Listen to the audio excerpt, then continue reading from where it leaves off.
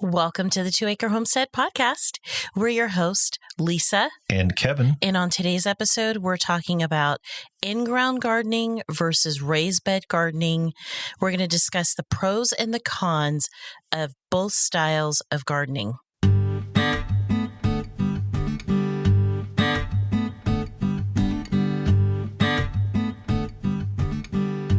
Welcome to the 2 Acre Homestead Podcast. Come along with us on our journey from a small suburban homestead lifestyle to our new lifestyle homesteading in the rural countryside of Upper Lower Michigan. We'll share with you our tips, tricks, successes, and failures. From both our past suburban lifestyle to our new rural lifestyle, all on the 2 Acre Homestead Podcast.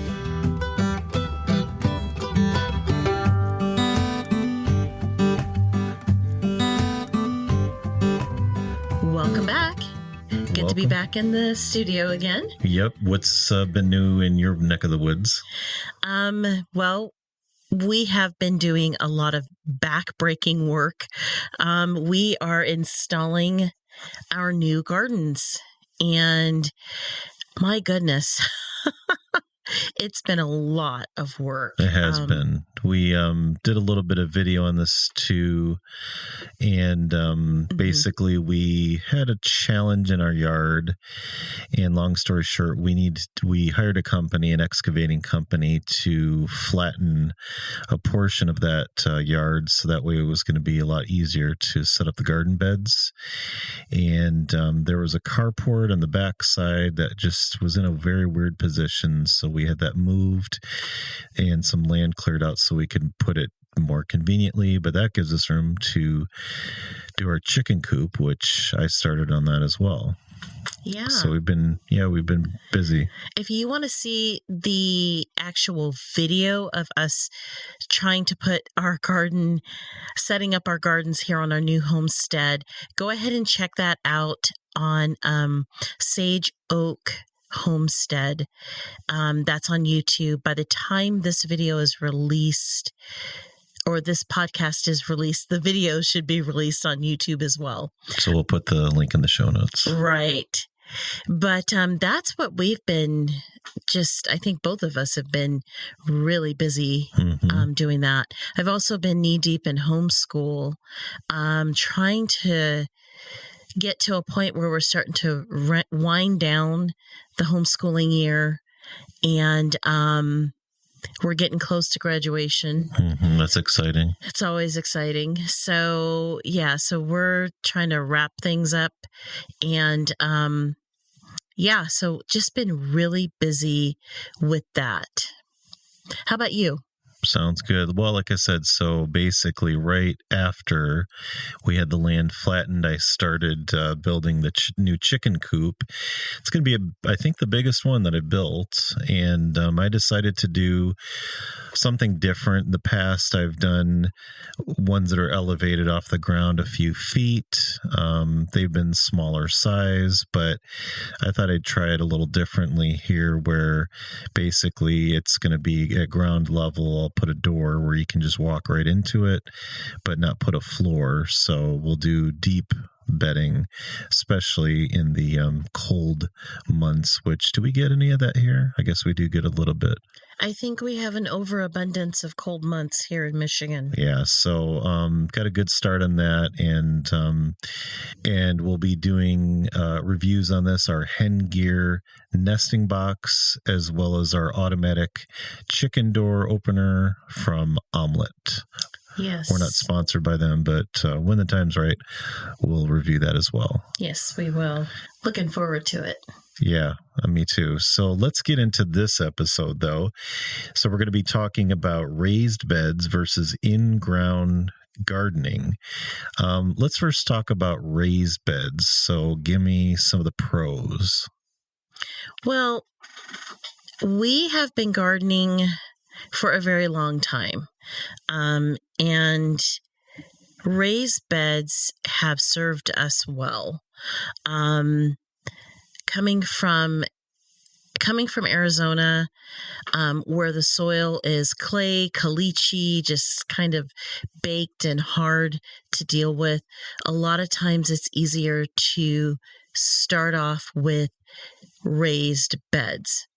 I've always found raised beds easier to start off with, but there are some cons.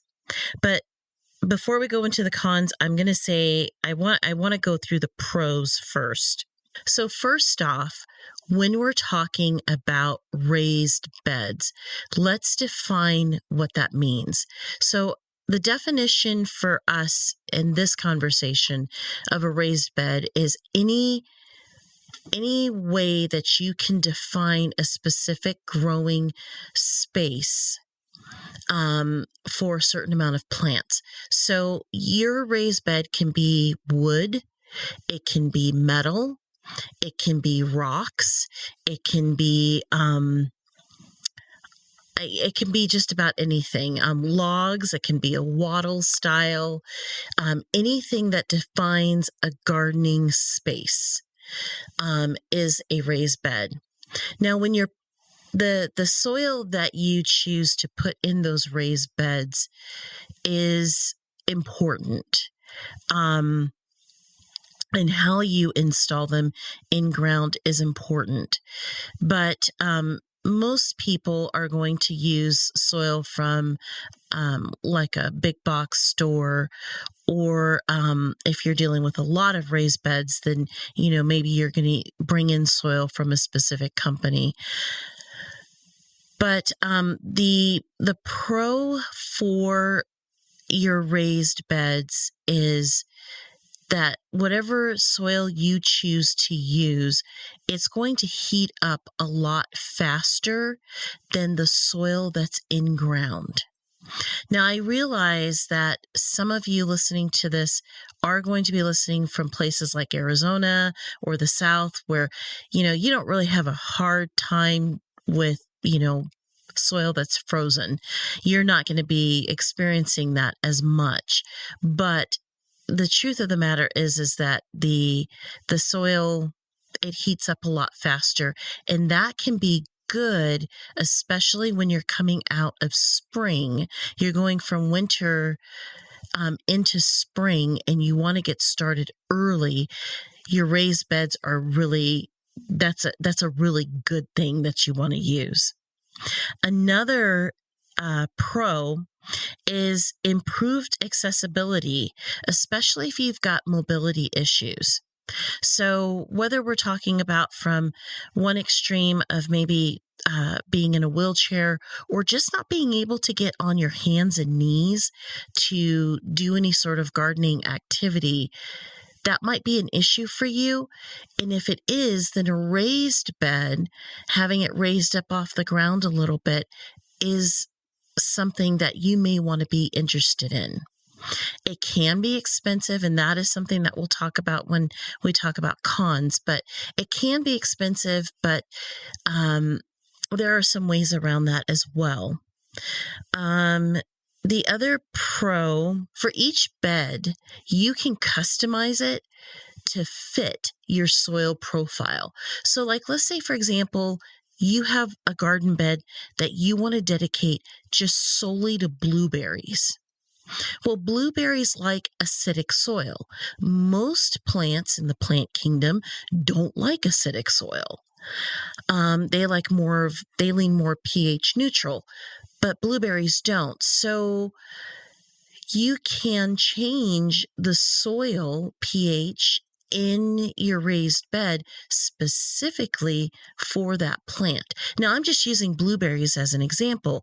You can do the same thing with a raised bed for carrots. If you want, the soil to be a little bit more sandy, a little bit more loamy, so that your carrots can, develop the nice taproot that you're looking for. Well, you can do that in a raised bed, as opposed to trying to grow in ground that may not be an option for you.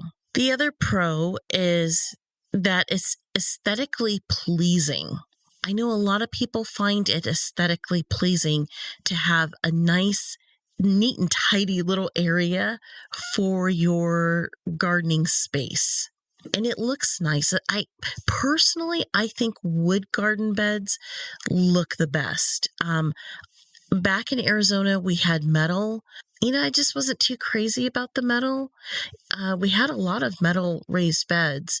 Aesthetically, it wasn't my thing. I actually preferred the wooden raised beds over metal raised beds. I agree with you too. Of course, I like working with wood, but one of the things I noticed, the beds we had that were metal, they weren't as big dimension-wise as what we just put in.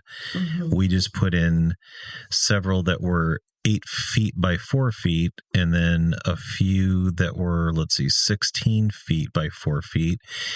But let's just take the width, for example. The width of the ones we had that were metal were not as wide, but there was a crossbar to supposedly kind of contain it. But once you start filling that with a lot of soil and then you water and so on, it can start to bow.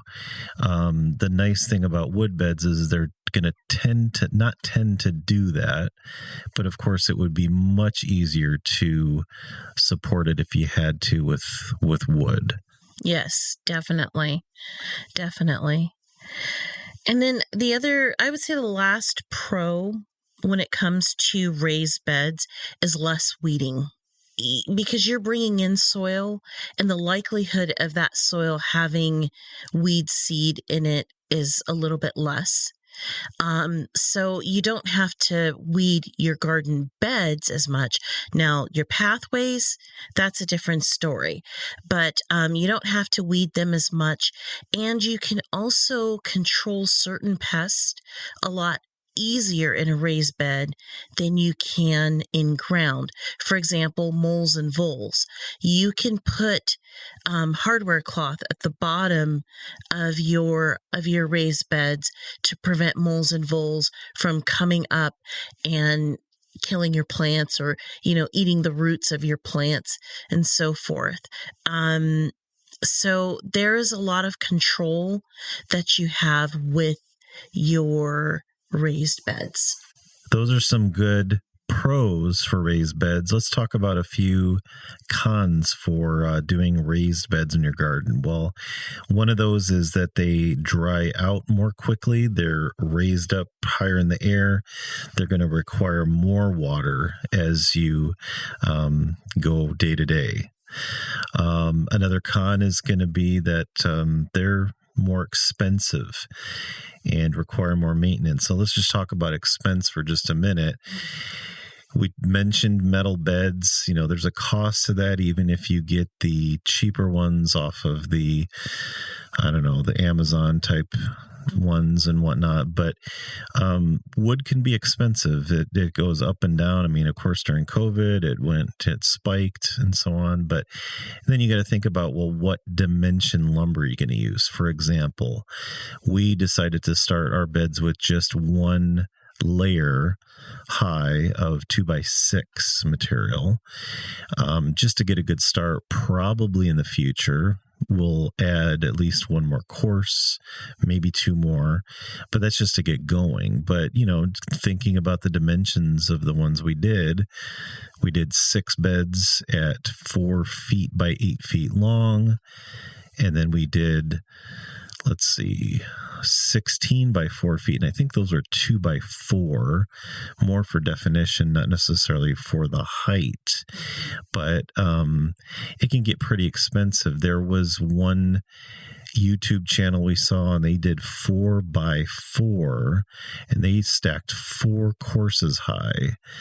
I don't quite remember the dimensions, but they talked about the cost of that in addition to some other things, and that got pretty pricey. Yes. So you got to think about those things. But for us, we like the look. It's more durable, so we decided to start with the one course. So it also depends on the type of wood that you get too, because for raised beds, if you're going to go the wood route, you can get non-treated wood, like a pine or something like that. But just know, depending on your location, how wet it is, or how brutal the climate is in your area, that is going to require maintenance very quickly, like within 1 to 2 years. You can get cedar, but I don't know about you guys. I don't know if you've checked the price of cedar. Cedar is pretty pricey. And the reason why cedar, people recommend you to use cedar is because it's rot resistant. There's other woods that are recommended, but then there's also pressure treated wood. And back in 2003, the EPA did change the chemical compound that is used for pressure treated wood. And the wood that you buy now that's pressure treated, yes, it's treated with a type of copper, but it is not known to have any carcinogens that are harmful to humans, children, or the environment. And that's a consideration, because if you don't use it, then you're going to replace that wood quicker, especially if you're in an environment like ours where it rains a lot, it snows a lot, and it's going to be affected by that. But totally get it and understand if you want to go the route of absolutely no chemicals, there's absolutely nothing wrong with that. But you just have to know that once you've set up your beds, just know that you're going to be fixing it or buying in new pieces within time. Right. Another thing to kind of go along with this is regarding expense, because we said it could be more expensive. Think about the fill materials. So, of course, the higher the bed, and then, of course, the dimensions, you got to think about how many cubic feet is that going to require of fill material. Thinking about that, because we always talk about math, sometimes math works out, sometimes you have to do it again. I even have a calculator on my phone that deals with things like you can put in feet times so a number of feet times a number of feet times number of inches, and you can get cubic feet out of it. But somehow we miscalculated. It could have been how the soil settled when it went into the bed. Peat moss probably settles a little differently than you're talking about when we filled up our beds. The topsoil or the garden soil. So, you got to think about that. So, of course, the higher the bed, the more you're going to fill it. Also, going along with that too, you mentioned mobility issues. If it's harder for you to bend down, or if you want to sit on that bed when you're picking the vegetables and so on, if you want it higher off the ground, you might think about, well, what can you put on the bottom of that? Some people put logs, some people put cardboard and other things, and then start filling soil to lessen the impact of how much it costs to fill. So that's something to consider too. And then another con for raised beds is it can restrict root development. You can restrict the root development in raised beds, unfortunately. And unfortunately, I've done this myself. So I'm speaking from experience, where I have, in some of my raised beds back in Arizona, where I had a really thick layer of cardboard. And I mean, I'm talking like 5 layers thick of cardboard. And I also had hardware cloth. My plants couldn't puncture through all of that. And the reason why I had done that is I was so frustrated with the weed pressure that I had in our last homestead. The weeds were just obnoxious where we were. And so I did everything that I could to stop the weeds. I did weed fabric. And word to the wise, whatever you do not use weed fabric. Just don't use it. Because what winds up happening is the weeds wind up popping through, and then you're trying to pull out the weeds, and then you wind up pulling up the weed fabric. It just creates this hot mess.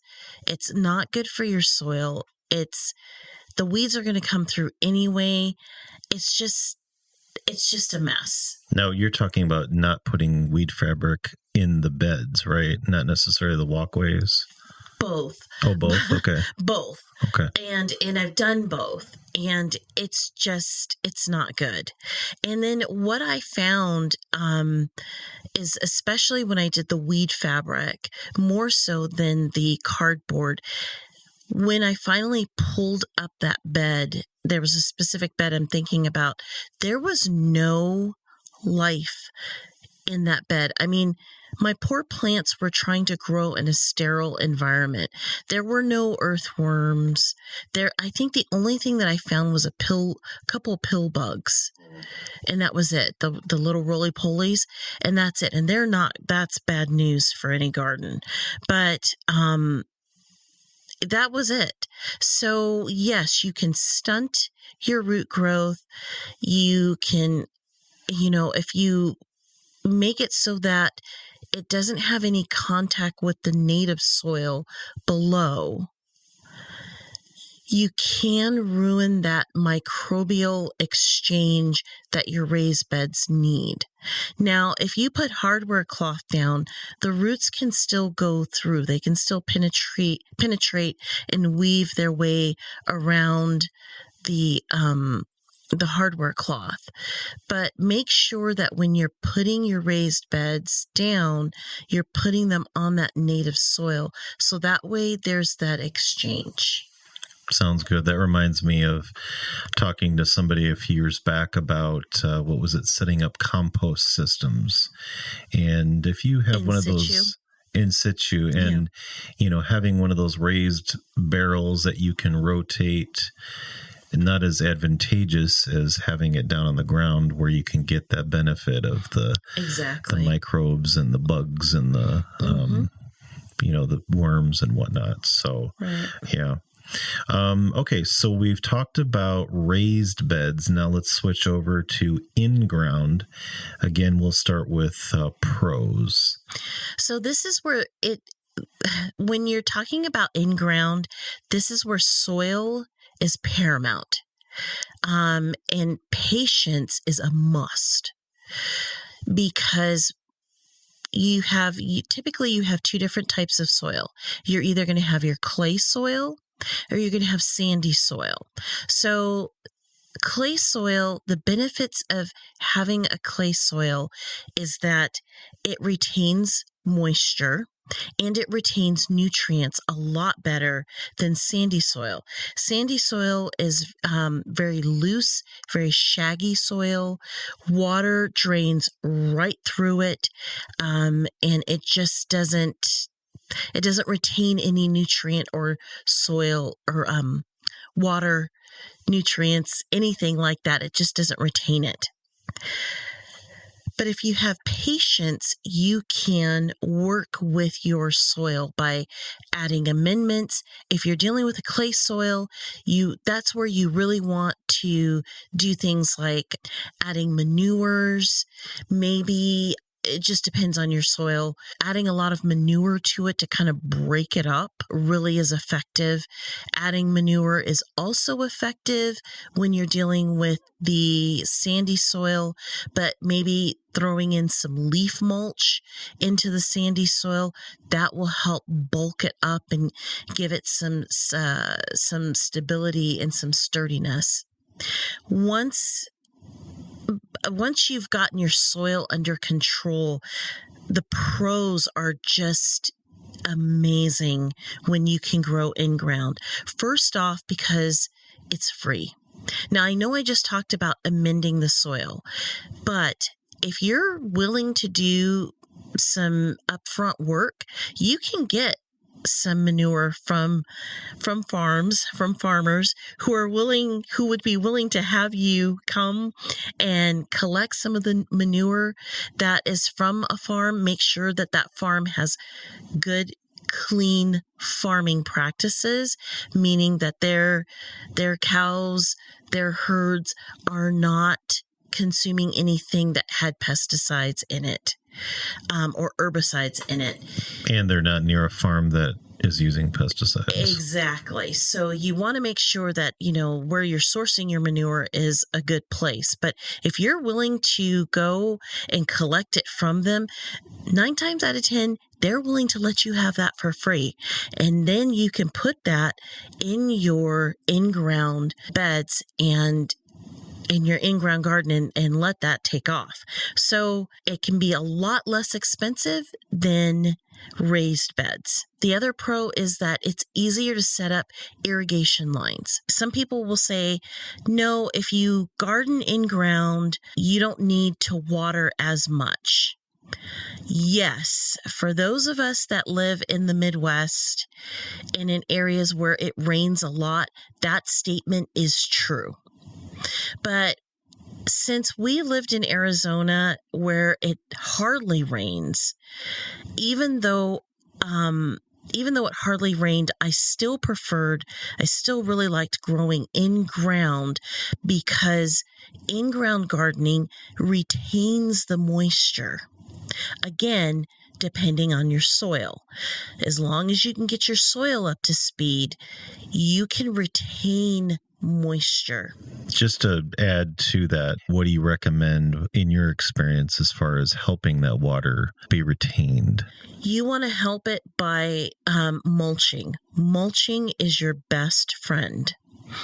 That will keep a thick layer of mulch. And when I say a thick layer, I mean like 3 inches or more of mulch. And that mulch material can be anything like straw.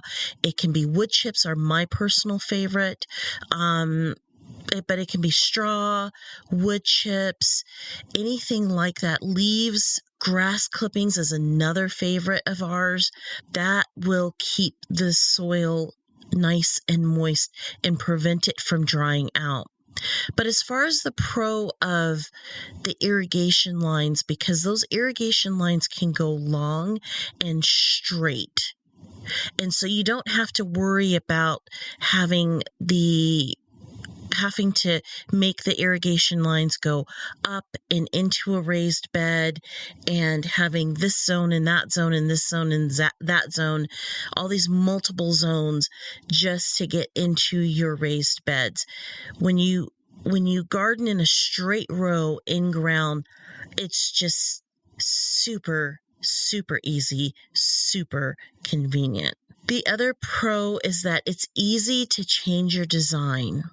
So I'm thinking back to some of the gardens that we've had before, like, for example, rows of okra. Then, maybe another year, it was rows of cucumber. And maybe I wanted the rows to be shortened. And maybe, you want the rows to look a different way. It's just easier when you're gardening in ground to make those kind of changes, as opposed to when you have a raised bed, you're just kind of stuck with what you got. I mean, it is what it is. That's the designated area. But when you're in ground, you can do whatever you want to do. It's easier to change it up. And the other pro is you can plant more.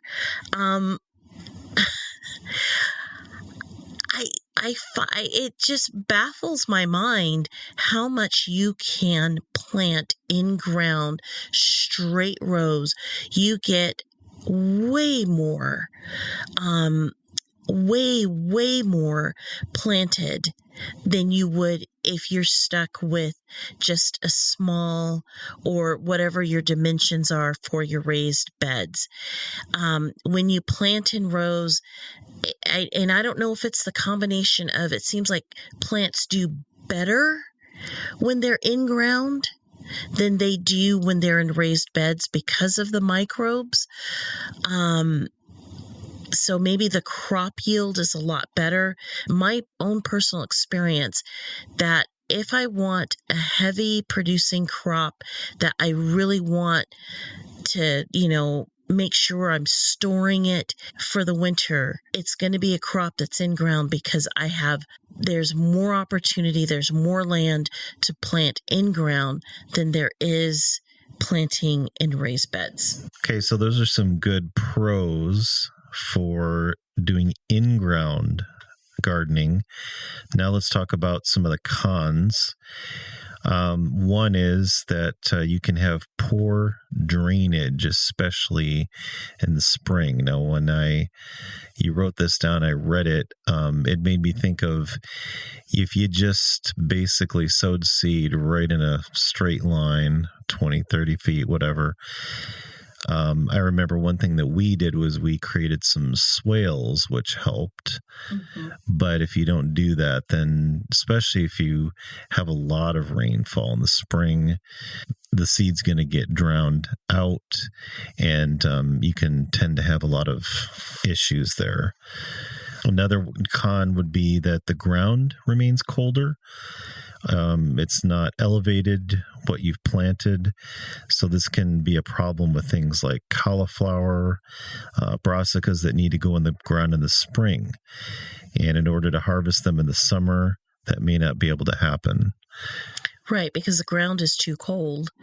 And so they may not sprout, or if you've started growing them inside and then the ground is still cold, they're not going to grow.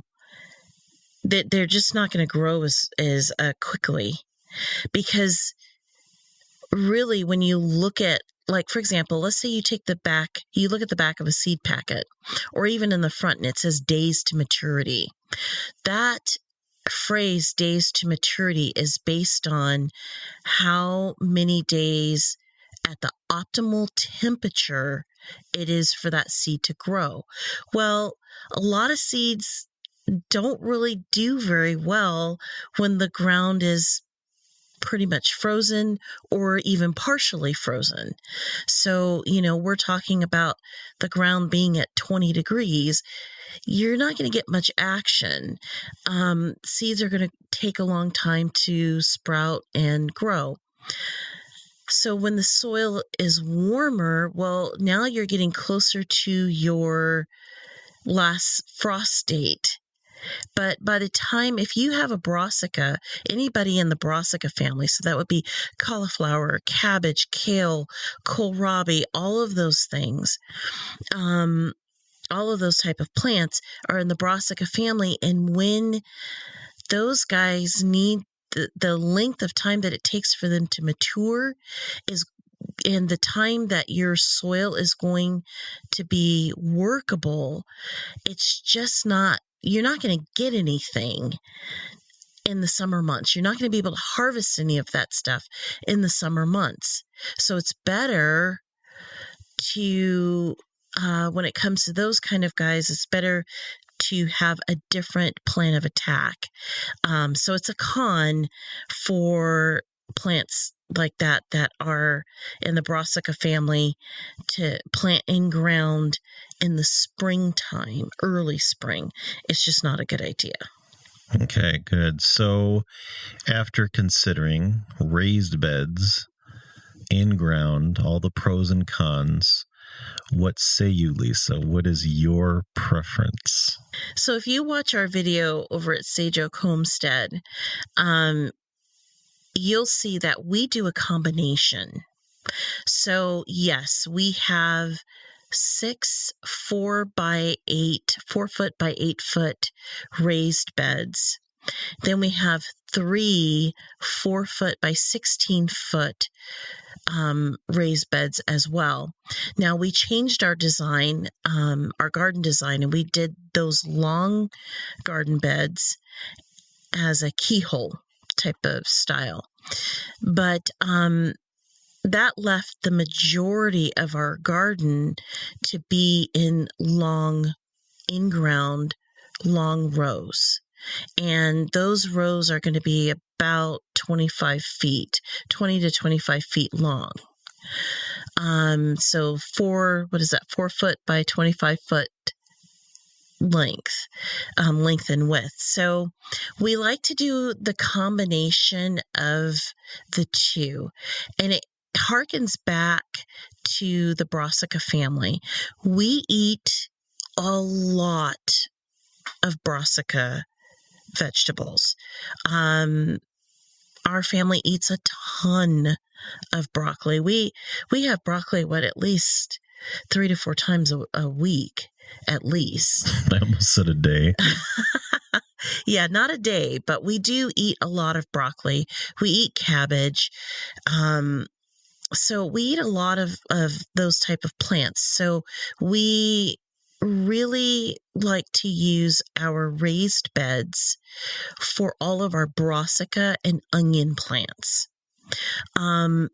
And that's just because those guys, they go out so early in the springtime.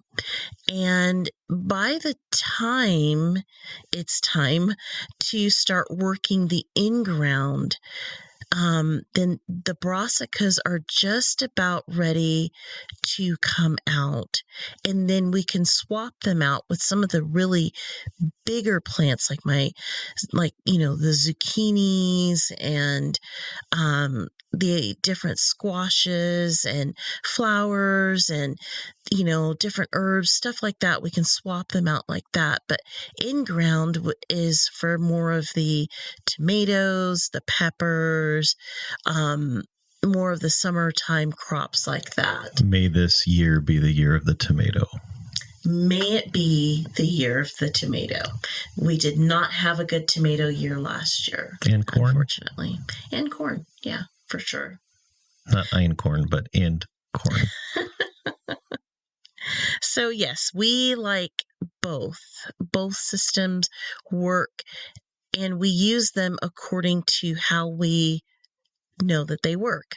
So hopefully that kind of gives you some tips and tricks.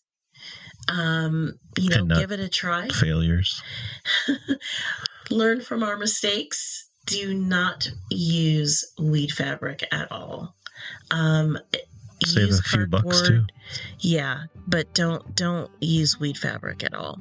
And actually, we're going to be experimenting with our garden this year, where the raised beds are, and we're going to be experimenting with using leaves, the fallen leaves as a mulch to suppress weeds and what have you. We're going to give that a try. Yeah, I think we've got plenty. We have a forest back here. We do have a forest, yeah. So we're going to give that a try this year. Mm-hmm. But yeah. Well, that's it from all of us here on our homestead. So from all of us here to all of you out there, happy homesteading. And stay safe out there.